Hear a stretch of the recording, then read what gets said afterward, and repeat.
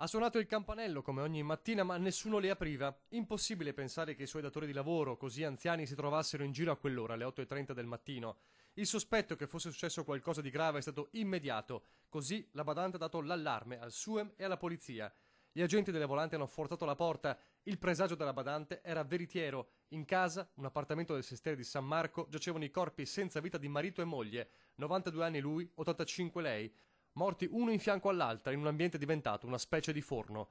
Il condizionatore non c'era. Ultra 75enni, fascia ad altissimo rischio in questi giorni. Per questo l'ULSS 12 ha attivato da tempo un monitoraggio delle persone ricoverate nell'ultimo anno, una vera e propria banca dati. Nel nostro territorio abbiamo 1753 anziani particolarmente fragili. Avendo individuato questi soggetti, avendone i nominativi, lavoriamo di concerto con i medici di medicina generale, con i distretti, quindi con il territorio, per cercare di monitorare un po' la situazione di questi pazienti particolarmente a rischio. Ma il caldo terribile miete decessi anche nelle località dove la gente si rifugia per scappare dall'afa. Nel pomeriggio un'altra tragedia. Un 77enne svizzero in vacanza a Caorle entra in acqua per farsi il bagno, ma un malore gli fa perdere i sensi. L'uomo si accascia ed annega. I bagnini intervengono, lo portano a riva, ma non c'è nulla da fare.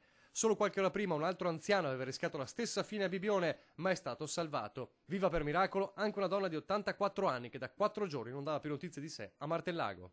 Si era allontanata venerdì mattina da casa con il carrello porta spesa senza fare più rientro. Forse proprio un colpo di calore l'ha mandata in confusione, facendole perdere la via di casa. Dopo la denuncia di scomparsa, l'avvio delle ricerche dei carabinieri e vigili del fuoco, il ritrovamento stamani in una zona boschiva impervia non lontana dalla sua abitazione. La donna era a terra, in precario stato di salute, ma miracolosamente viva. È riuscita a superare questi 4 giorni di caldo terribile. Forse è stato proprio l'istinto a spingere l'anziana a cercare refrigerio nel fitto del bosco, perdendo così facilmente l'orientamento e la via di casa, ma salvandosi dall'afa letale.